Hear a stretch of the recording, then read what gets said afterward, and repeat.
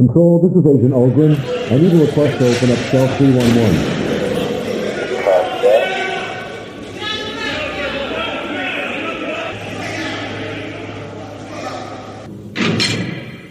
Freebie Podcast.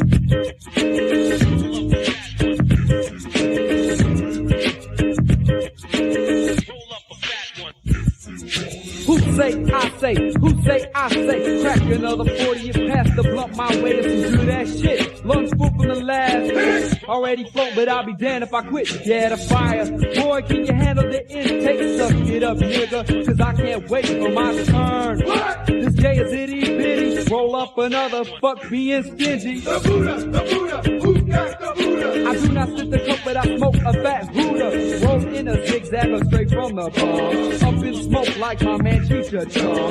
Inhale it deep, you'll never catch me choking. Fingertips burnt, but I'm still smoking. To the last drop, or should I say the last roach? That's why I blow, ride the mighty high.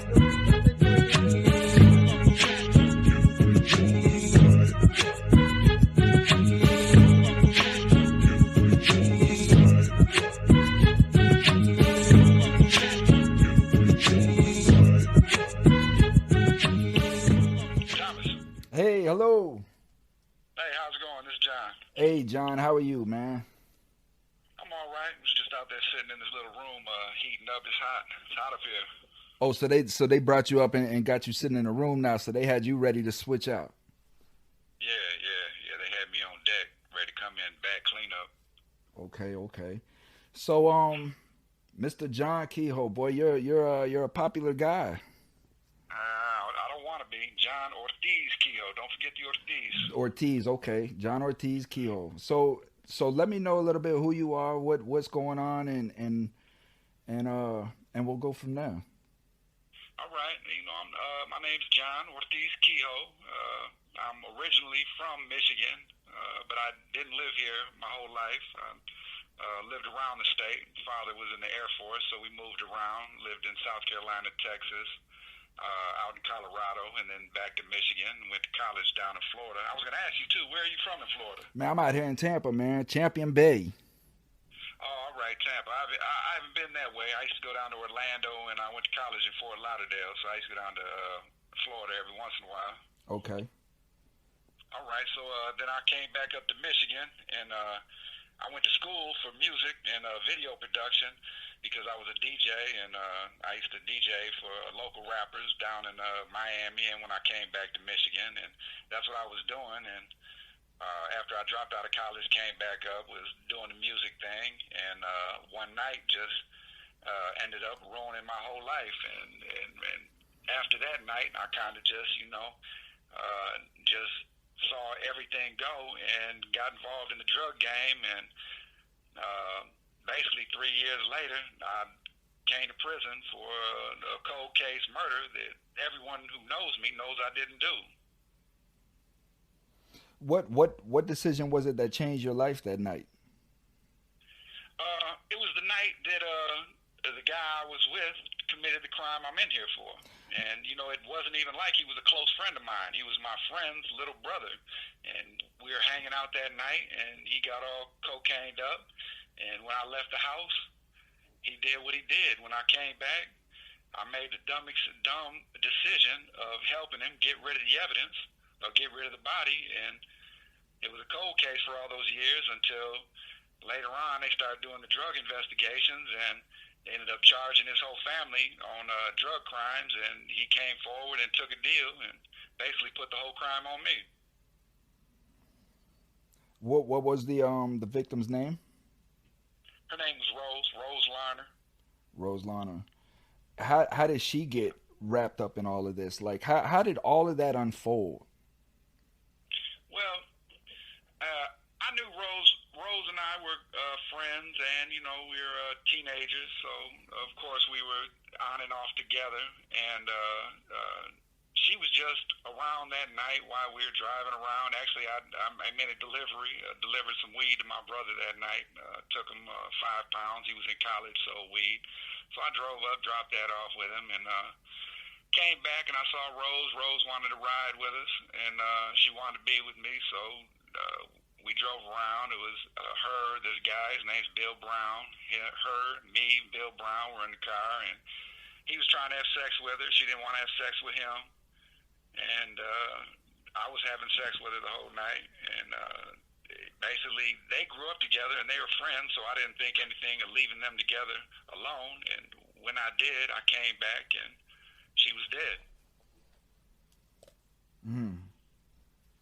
And what did you do at that time? I mean, you come back, and obviously you weren't expecting her to be dead. No, well, when I came back, I was messed up. I was confused. I didn't know what to do. I was involved in the little crime we were doing then, as far as selling marijuana, but it was nothing major.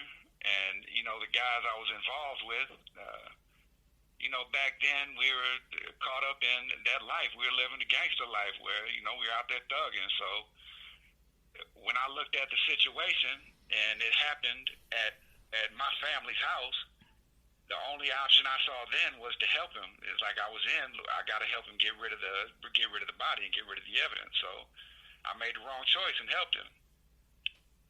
Yeah. Ah, Lord, man. So how is it that, how are you charged within that? How was I charged? So how are you charged within? Are you charged just as an accessory? Were you charged for the murder of her? I was charged with first-degree murder. Okay, and how did that come about? Well, we were all involved in trafficking marijuana from Mexico to America, and this, started out weird, small-town drug dealers early off, selling, a couple pounds here and there, but over time, we eventually got plugged in Mexico, and we were trafficking marijuana from Mexico to America. So in 1996, they put together a drug task force, and they ended up indicting a friend of mine and my co-defendant's older brother, and they got indicted on 2,000 pounds of marijuana. So when those indictments came down, all these guys started making deals, and that's a area I still can't find to this day, because you know how the feds play it. It's hard to find the information they have. I've tried to get the files that the feds have on this information, but a practice they're doing up here in Michigan is they start these joint task force, and they'll have local, state, and federal law enforcement all on the task force together. And what they're doing is they're charging people with state crimes, and they're withholding evidence by putting it in FBI files. So when you try to get a hold of the FBI files, of course they're all redacted. You can't see anything. So I'm still trying to find out what role all those guys were playing as far as informants with the feds and what kind of deals they got. But after my co-defendant's brother caught that case, that's when the case really picked up then. And that's when guys started getting charged for other crimes. And he says he came in out of his own good heart and made this deal with a prosecutor who wasn't even from the jurisdiction of the crime. He made a deal with a prosecutor outside the jurisdiction of the crime, and came in, and that's when the case popped off. So there was a documentary on this, right? Oh yeah, there's been a couple of them, but none of them want to dig into the facts. See, everyone wants to go off the sensationalism about how the accusations are monstrous. But I'll tell you what's really monstrous is that they levy these accusations on me, and the facts don't add up, because everyone's mesmerized by the story. No one's looking at the facts. But I can show you the hard facts. I can show you what they said isn't true. Well, this is what I want to cover to today with you on the phone, is because I've gotten several comments since the interview with Trinity and Trinity has spoke with you, and there's been several comments about your guilt, about you eating pieces of the people or whatever, and a lot of that, what Trinity explained, came from the documentary. People are repeating what they heard on the documentary. Yeah, how that came about was I have this all on my blog and on my social media. All those accusations were they came from police reports they had on my co-defendant, because this is what he was running around saying. He was telling people this story. So when they brought him in and he took the deal, they asked him about it. Well, what about all these statements we have about you saying you did this? And the first thing he did was say, oh, no, that wasn't me, that was him. So he took all the statements that people were saying about him, of what he was running around saying, and he just, when he took the deal, he pointed all that on me. Even though there wasn't anything on me saying this was all on him saying it about himself. When he got the deal, because he's supported by the prosecutor, and now he's the one that their star witness, who they gave a 1-year deal to, oh, now because all that stuff they said about him, and he's saying, no, that's me, now everyone believes it. So it goes from that, from the prosecutor taking his story to the prosecutor presenting that to a jury, and then the media picking it up. And now people watch the media, they believe the story, when it all leads back to this one guy. And the problem with this case is there's no physical evidence in the case. There's none. There's not a body that you can test for cause of death. There's no weapon with fingerprints on. There's nothing. So there'll never be anything where you can definitively say what actually happened. All you have is this guy's story, and that's what I'm convicted on, is this guy's story. Well, how are you convicted of first-degree murder with just off testimony? Exactly. That's the question right there. And one of their biggest the way they presented to the jury that it was first-degree murder. They said that this was planned. They said we went to a store up here in Michigan. It's called Myers, and they said Billy said we went in there to purchase the items, preparing to do this. Well, I found out after my trial that they went to this store and they asked the store for CCTV if we had any footage. And the store told them they didn't have footage, and they didn't even sell what they said this guy bought. This guy said we bought. So they knew this beforehand that it didn't happen. But that's the way they presented it to the jury. They just came in and presented all this it's flat out false evidence, but no one's paying attention to it. And I can show you the facts, but no one wants to look at them because they're all mesmerized by the story. It's like the Wizard of Oz, when they came in and they looked at the wizard, but they didn't look at the guy behind the curtain. No one wants to look at the guy behind the curtain. That's right. Because it takes away the mysticism. It takes away the all the excitement that we built up, leading into it. And now just to find out that he was just a little old guy to begin with, just like you or me, yeah, people don't want that. They want, like you say, the sensationalism. That's a lot what I deal with out here with these channels. Again, like I was telling Trinity, you had these guys that get out, they've done a year, 2 year, and now they're diehard convicts, and they want to open these YouTube channels talking about, how people get raped in prison, stabbed in prison, all this stuff. And they have like 10,000 subscribers. Me, I got $1.50. I got 1,500 subscribers because I'm not talking about that stuff. I'm talking. You don't want to give them the show. It's not what it's about. It's not what it's about, man. I'm trying to erase stigma, not keep it going and create it. You know what I mean? So. Yeah, that's right. Yeah, exactly. And that's the problem with my case is everybody wants the sensationalism. They like telling the gruesome, horrific story, even though it's not true, but they don't care because they like the story. They want to keep pushing the story. There's people out there putting out other podcasts.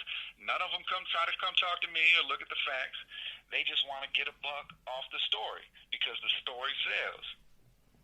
But what they're selling the story on isn't true. And that's doing a disservice to Rose and her family because it's not about justice anymore. It's about you making money off this story. And that's what the media did. And that's what this prosecutor did. How does her family feel about all of this? Oh, I'm sure her family hates everything involved. Well, what I'm saying is does her family, do you know, are you aware, does her family, are they confirmed in your guilt, or do they feel like it's still up in air, or how do they feel? Do you know? I don't know specifically, but I have seen instances where her family members have said that they believe that Billy should be in prison too. So I'm sure they don't know specifically what happened. It's like I'm saying, no one will ever know exactly what happened because there's no physical evidence in the case. That's crazy. I don't understand that. I honestly don't, because as far as normal America believes, you can't be tried and found guilty without a body, without some sort of connecting link to say definitively, without a question, because again, first degree murder, it has to be unanimous, you know. So how did they? That's the myth in America, that they can't do that, because they did do it, and they did it to me, and they said it was first degree murder. Nobody. They actually brought in evidence that they couldn't even say was connected to the crime, but passed it off as it was evidence to the crime. They found bones in this house and passed them off as human bones when their own expert on the stand said they weren't likely to be. He said, I can't say definitively what they are, but they're not likely to be human bones. And in his closing arguments, he said they were human bones, and they had been tested by 2 doctors. Just blatantly lied, and I have it all in the record, but no one pays attention to it. Or they write it off as harmless error. Yeah. The harmless error. Well, listen to this. They had a grand jury in my case, and they indicted someone, and it was in the newspaper that this person was indicted for this case, and he couldn't be found. Well, at the time, I was in the county jail, so I wanted to know what's going on with this grand jury, because it was outside of the jurisdiction of the crime. So they just had a secret grand jury, a state grand jury. They indicted someone, and then they didn't tell anyone about it, which, you can't have a grand jury outside the jurisdiction of the crime, because the grand jury can't even indict. So I filed a motion looking for this grand jury information. Well, I was granted an evidentiary hearing. So when they granted me an evidentiary hearing, they appointed me an attorney. The attorney didn't tell me he was appointed. The attorney went to the evidentiary hearing, didn't tell me it was happening, and told the judge he didn't know why he was there, and they just threw my evidentiary hearing under the table. What? Yeah, and I have it on video. Oh, well, okay. He told the judge he didn't know why he was there, and I didn't have anything pending, when I had another action pending in the Court of Appeals. Well, where are you at right now? Right now, I'm getting ready to file what's called, in Michigan, it's called a 6500 motion for relief from judgment. It's a post-conviction remedy, and I'm preparing to file that. But I wanted to get access to this grand jury evidence, because in Michigan, because it's a state grand jury, the Supreme Court in Michigan has ruled that you have a due process right to this grand jury material. That's just because it's a state grand jury. So when I motion to get this information, they don't want to come off it, because it's going to show that the whole prosecution was corrupt, because you can't have an illegal grand jury outside of the jurisdiction conduct interviews with all these witnesses and not come off that information. What happened with that grand jury? Was someone indicted? Who was indicted on that grand jury? What did they do with the indictment if someone was indicted? Because if the indictment came back, did you just scrap it and not say anything? So they don't want to come off this information, so they appointed an attorney to basically just sabotage everything. He went in there, said he didn't know why he was there. It was over in like 30 seconds. Luckily, it got posted, and someone recorded it for me. So then I went to the Court of Appeals searching for the same information. The Court of Appeals granted me a full hearing on the merits and wouldn't appoint me counsel. So I was forced to represent myself. I went in there representing myself. The Court of Appeals came back and said, yes, the information is there, but you waited too long to ask for it. Yeah. I mean, all this is familiar to me, man. I used to see this all the time, and they're doing people's legal work, man. All of these games that they play. And people, again, this is why I do what I do, John. So to show people, like, this isn't no joke. This is real stuff, man. They sabotage your legal work. They sabotage your rights. Point blank. Do. You know? They do. And no one's paying attention. No one cares. But it's going to happen to you. If they do it to someone else, it's going to happen to you or someone you love eventually. So why isn't anyone paying attention to what's going on? In the county I'm out of, Calhoun County, is a small county, but it's notorious for wrongful convictions. Some of the biggest wrongful conviction cases that had a major impact on Michigan jurisprudence came out of that county. There's a lot of corruption coming out of Michigan. You know, there was a U.S. prosecutor that said that Michigan is the most corrupt state in the nation. All you have to do is look at federal case law, and you can see judges in the Sixth Circuit are always condemning Michigan for what's going on here. It's a practice. It's because the circuits know they can get away with it, and then the Court of Appeals has become a rubber stamp. So they don't even look at cases. It's just recently that people have been starting, because the tide has changed a little bit, so they say, oh, well, I guess we got to look at it a little bit. And so many wrongful convictions have been exposed lately. Yeah. And the thing of it is, when guys who have been here for years. Well, that's what I was just about to say. This is the thing. You don't hear about a wrongful conviction that's the man's been in prison for 18 months and his conviction. No, man. A wrongful conviction overturned, you've already done at least 2 decades. You know what I mean? Yeah. And the reason is because of what I'm exposing you to.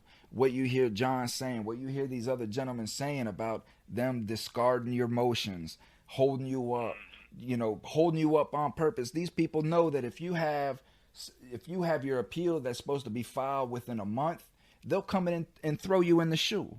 You know what I mean? They'll get a call from the top and say, listen, we need this man locked up. Do not let his mail leave that facility for 30 days. And they'll come, they'll lock you up. They'll say, you know what, we're doing a cell extraction or a cell search. Say they found some bullshit in your cell, lock you up for 30 days under investigation, right? So you don't actually get a shot. You're just under investigation. And then while you're under investigation, you can't mail shit out. You can't get mail. All of this crap. This is what they do. It is what they do. And no one believes it. What can we do, Everyone man? Think it's a myth. We got to shed light on it. You know what happened to Trinity? Trinity got barred because of a procedural time. He missed his deadline. Yep. By 1 day, I think it was 1 or 2 days, he missed his deadline. So they wouldn't even look at it. What is that? It wasn't his fault. It was the prison's fault. Yep. And what? Tell me, speaking of Trinity, because Trinity told me about how you guys connected and how you witnessed his events, I guess, that partook in him getting charged. Well, I saw it all. I was already in prison when he came to prison. But I knew him from Denver. See, the crazy thing is when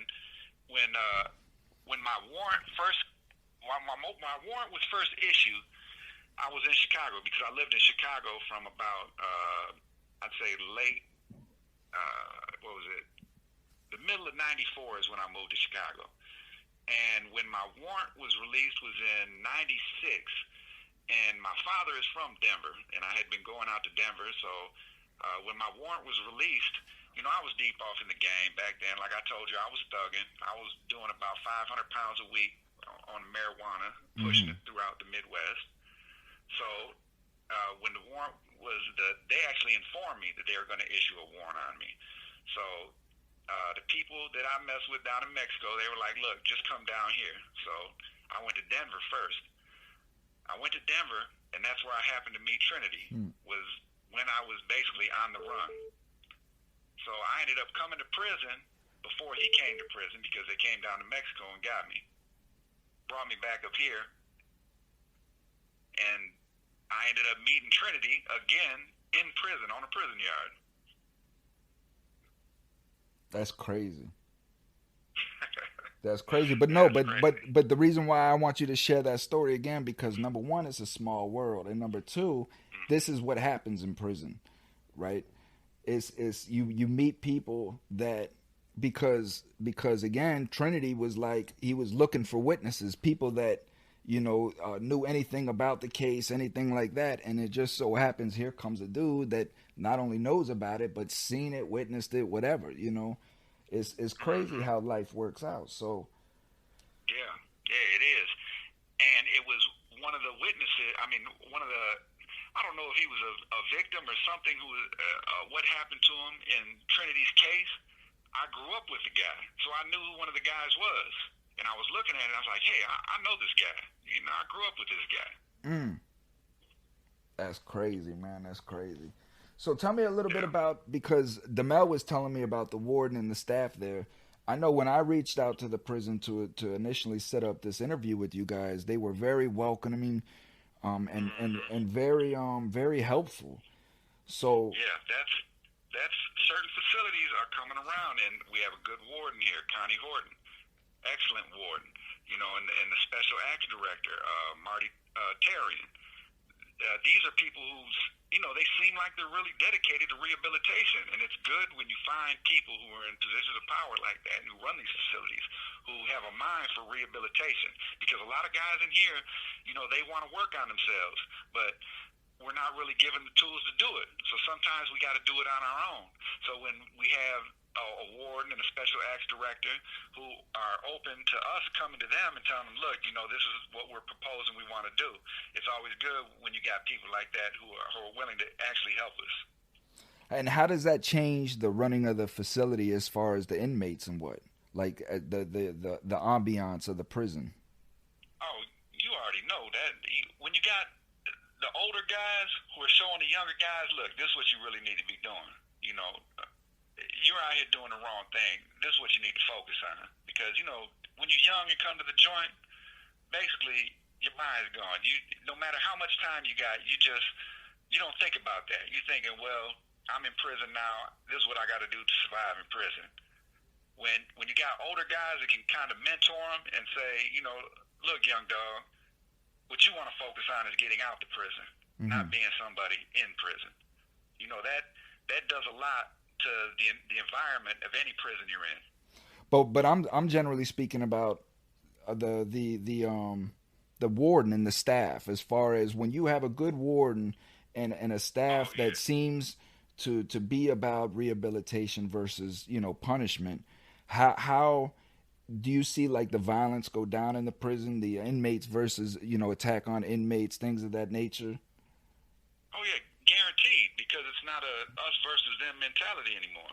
It's when you see someone who's willing to help you, you don't have that instant standoff conflict. You know, that tension that's always there between you and staff. You know, because you can see that the staff is actually willing to help you a little bit. So yeah, that plays a major role in curbing the violence and the overall tension up in the facility. And when that happens, like when tension is down and, you know, violence is down, what tends to happen with those inmates? Well, then the inmates can focus on themselves in rehabilitation. See, a major part of why people, I guess, can't work on themselves or push towards rehabilitative classes or educational classes is because stuff is popping off on the yard. You know, you can't focus on I want to do this to help myself when you got butterflies in your stomach because as soon as you come out your cell, it's going down. You just can't do that because you got to focus on surviving first. Yeah, that's very well said. I'm glad you said that, and that's really what I wanted the public to understand is that, you know, when we're inside, like we don't want to be animals, and we don't want to hurt people. We want to better ourselves because 8 out of 10 of us are fathers. You know what I mean? And we want to be good parents, and we know that we're fucked up, and we know that we have emotional issues or whatever the deal is. We know. And we do want to fix those things, but as you heard John say and so many others, those elements are not there.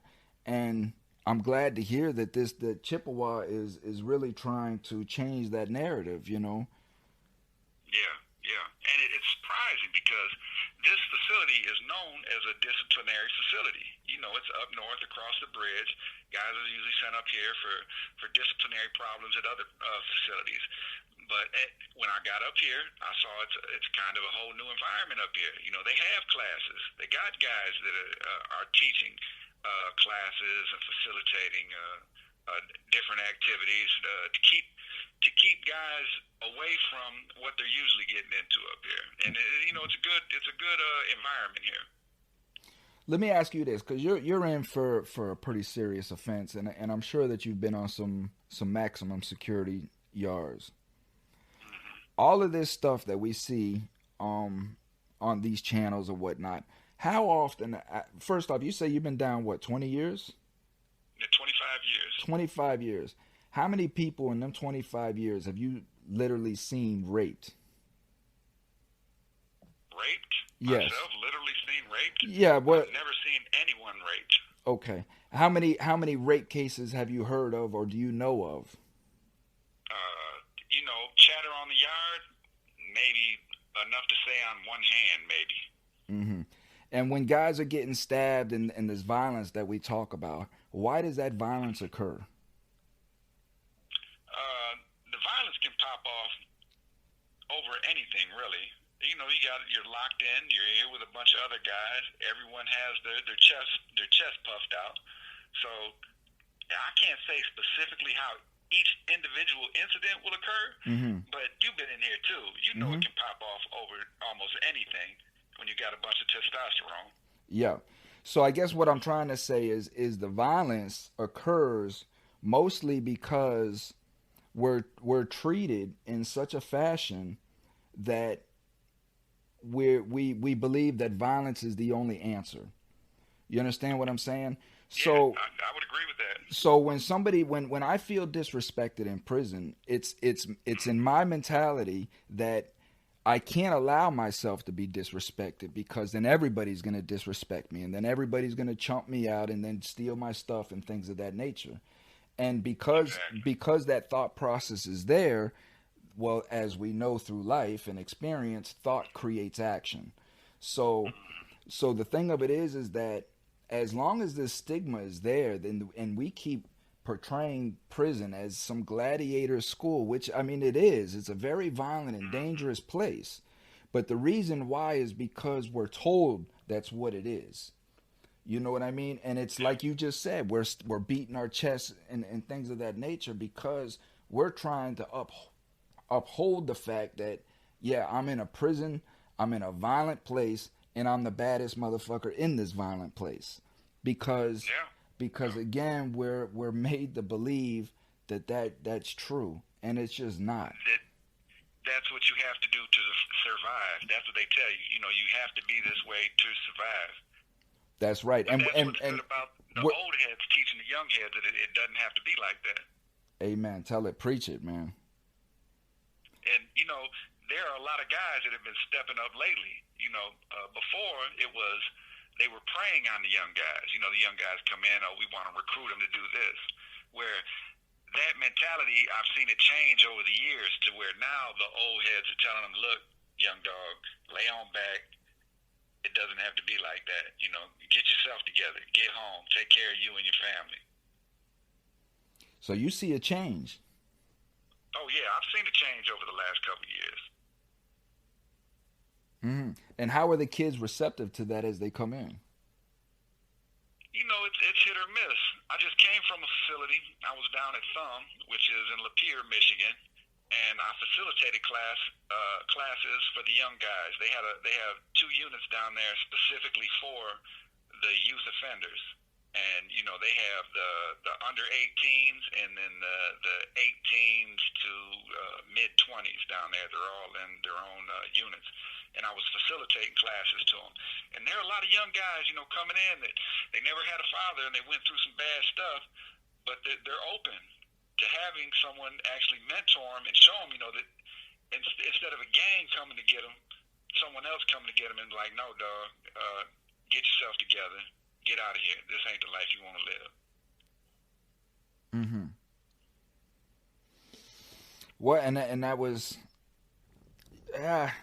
I don't know if I really had. I had some old heads that would kind of guide me or whatnot. But as far as learning my life lesson, man, I had to do that on my own. And I think we all have to do that. It was just coming to grips with not lying about my situation or what it was, and setting aside the fact that yes, they didn't catch me with nothing. Yes, they this and that. but just setting all that to the side and just changing myself, man. It was, but that's what prison does. Yeah, but it would be so much better if there were mentors, to catch guys where they wouldn't have to do it all on their own. No question. Some guys don't do it on their own. And they don't, and they're stuck. And this is what I'm trying to educate the public with, is that you can't look at a guy that comes in and does 20 years and comes home and does nothing to change, because we as a society have trained ourselves to run away from our thoughts and to hide from ourselves. So that's essentially what we do when we go to prison. We're stuck in a time capsule, and we'll be stuck in that time capsule until we realize that we have to pay attention to self. The further we run away from self-truth and self-realization, you'll be stuck. You'll sit in there, you'll play dominoes for the next 20 years. You know what I'm saying? See it all the time. And in the success stories, you never hear about. You never hear about the guys that get out there and are doing so good and, have made a change. There are a lot of guys that have left recently, within the last couple of years, one on wrongful conviction, a juvenile lifer friend of mine, Pudo, Jose Burgos, he went home. He's reaching out and helping and mentoring the youth. There are guys that are success stories that go home and do something positive, but you really don't hear about them. And these are the guys that need to get the spotlight. Yeah. Well, no question. That's what I was telling Demel, and of course Trinity knows that, going back to these other convict shows, these guys have, 10,000, 150,000 subscribers, and I'm barely pushing 1,000, again, because I'm not exciting. You know what I mean? I'm just long discussions about education and about change, and people don't want to hear that crap. People want to hear about people getting raped and stabbed and all this other shit, man. Yeah, that's horrible. And that's why everything is so messed up. This stuff ain't changing as fast as it should change. Amen, man. That's why we're in the position we're in. You need to be the one with all the followers. People need to be paying attention to this, not that garbage. Because half of it's lies. They're just sensationalizing some stuff. I don't understand it, and that's the thing. A cat sliding across a table with socks, I have 24 million views. But until recently, Jordan Peterson, I don't know if you're familiar with who he is, but he's recently blew up. But you're talking about one of the most intellectual and intelligent men on the face of the planet, and he was only getting a few thousand views. You know what I mean? Until controversy struck, and now he's getting millions of views. So that's what brought down Rome. That's what brought down every civilization, is this glorification, this wanting to live in our emotions and not deal with reality, not deal with facts.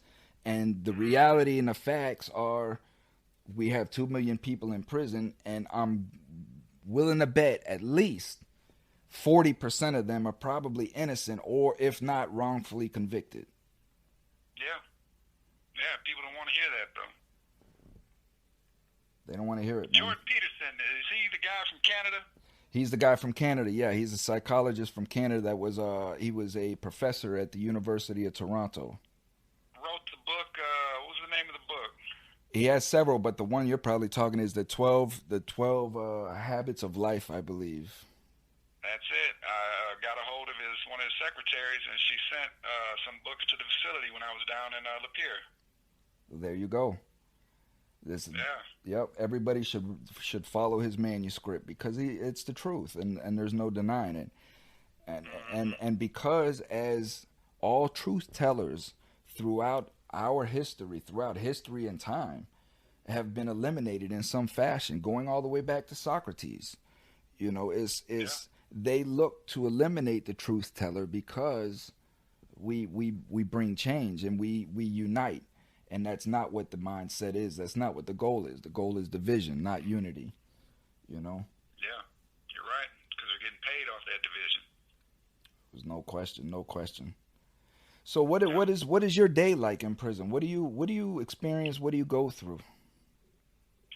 Well, Trinity and I are bunkies, and we've been cellies 4 times throughout our time here in Michigan, and usually we work out every morning. We get up, work out every morning. have law library at least 3-4 times a week. We're always cooking something. Of course, we got the cookbook coming out. Oh, you guys got a cookbook coming out. Yeah, we got a cookbook coming out. Ghost and Waves. Of course, they call Trinity Ghost, and people call me Waves. It's my nickname. Ghost and Waves present the chef up north. So we've been putting that together. And basically, we try to keep our minds out of what's in here and try to look at what's out there. You know, how can we not focus on prison politics and what's going on in here? That's the main focus that we have. And, you know, staying active in the law library, people got to stay up in that law library. I always give a shout out to the law library because, you know, there's only, I think we got 8 or 9 computers over there, and sometimes you go to the law library and there'll be one open. So with all these inmates in here, they're not even filling up the law library. So you got to stay in that law library. Is your law library, is it all digital now?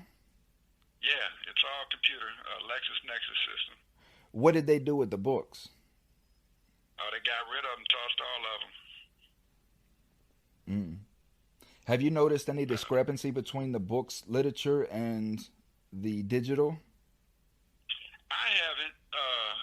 I prefer the digital because I can access anything. I can shepherdize everything. It moves quick. But that one time when we first got it, we had access to all legal briefs too. So any legal brief that was filed in the case, we had access to, which they ended up taking away, which I was upset with because when we had access to those legal briefs, you not only saw the case law, you got to see the arguments behind the case law. Right. And they took those out. Yeah, they ended up getting rid of all that. But, you know, we still have access to the cases, just not the briefs. Well, brother. All right. Well, it's good talking to you, Thomas. Absolutely, man. I love getting you guys out of the cell as much as I can, man. Are you familiar with Temujin in his case? I'm not. No, I heard Trinity mention his name, but I'm not. He's another big case out of Michigan up there. He's at starts with an M. Macomb. He's at Macomb. So Temujin Kinso. So in the late 80s, the mayor's son back then was a drug addict, and he was running around with a crazy crowd and ended up getting killed. And the mayor's son was associated with Crystal, was, you know, whatever they were doing. And Crystal was associated with Temujin, and this is how Temujin got involved into this case. So since the late 80s, this guy's been sitting in prison. This case, John, is the most kangaroo court case that I have ever witnessed in my life. Absolutely, like it was something that it was like a comedy sketch. His attorney was a crackhead, was known as a crackhead, was already busted for crack, and was working with the police in setting people up to get off his charge. And this is his attorney, right? Oh, that's horrible. Oh, my. I gotta go. They're coming to get me. They're coming to get you, man. Okay, that's what I was waiting on, for them to come get you, partner. All right, well, you take care, and I appreciate it. God bless you. Absolutely, man, and share the love. Tell the fellas about me and there, man. And anybody's more than welcome to reach out to me. Just have them go through Trinity so we can set it up. All right, we got it. All right, man. Stay safe, John. It's been real. Yeah. All right. I can hear the anguish in his voice, man, letting go, because I know, you know, it's a long day. This has been a long episode. I got tired. I got mentally weak because I got emotional throughout. You know, this is very emotional for me. It's very hard for me because I know what these guys are going through. I know how John is feeling right now as we're speaking, and they're cuffing him, taking him back to his cell. You know, so this crap is hard for me, and I never want to lose sight of the fact, and I always want to praise and give blessings to the victims of all of these families. There's no winners in none of this, you know, and I guess the point of me doing this isn't about guilt or innocent per se. It's just about letting people be heard and having their word out there for people like us to listen, just listen to, and hear if what they say makes sense, if what they say don't make sense, weigh it with everything that we see going on in the world, you know, things of that nature. And if they're wrongfully convicted, if they're innocent, just coming together and getting these people home, because we only have one life as we know it, and we deserve to live that life. And because of power, because of agenda, because of miscommunication, misunderstanding, things of this nature, stigma, so on and so forth, all the things we discussed, your life can easily be taken from you and be sacrificed into somebody's agenda. So again, this is why I bring the awareness for people to understand. But that's it. I'm done, man. I'm tired. I'm going to go relax, man. I'm going to go relax. So I hope that you enjoyed the show. I hope that it was very informational. I pray that these guys are able to get the help that they need, and that whatever they got going on with their case gets followed through, and that these people just get a chance to be heard. So that's all we can do, man. So until the next time, make sure to check out my foundation, my podcast on all platforms, Free Me Podcast. You can listen. I'll be transforming. I'll edit this. I apologize about the sound. What I did find out about the sound, is my hotkeys. I didn't even know the hotkeys were set up. So as I'm typing, I'm muting the thing, man. So I do apologize. I know some of the message that got missed, and I'm very upset about that. But what can you do, man? I apologize. Until then, man, y'all take it easy. Be one, be self, be love, man. Let's all come together and just be love for a little bit. Let's try that for once. All right? Until then, man, I'm out. Free Me Podcast.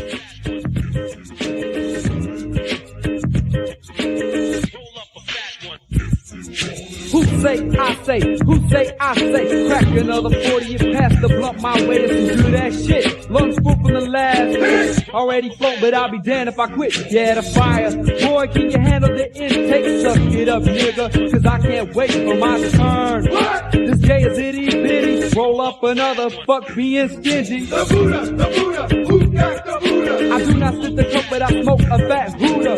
Roll in a zigzag or straight from the bomb. Up in smoke like my man Chicha Chong. Inhale it deep, you'll never catch me choking. Fingertips burnt, but I'm still smoking. To the last drop, or should I say the last rope? That's why I blow, ride the mighty high.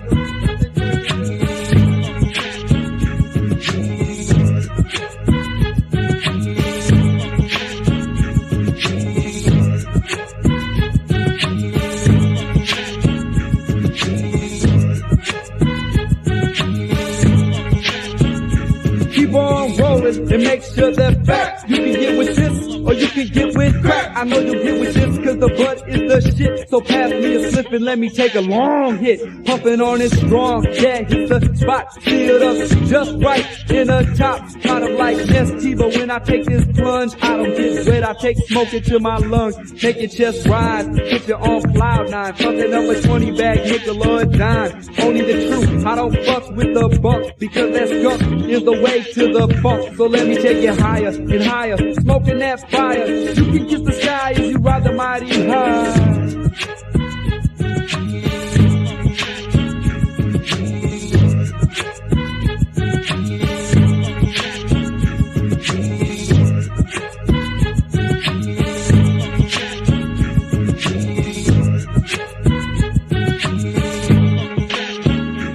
God damn, that got to be some truth. Working the overtime on my mind.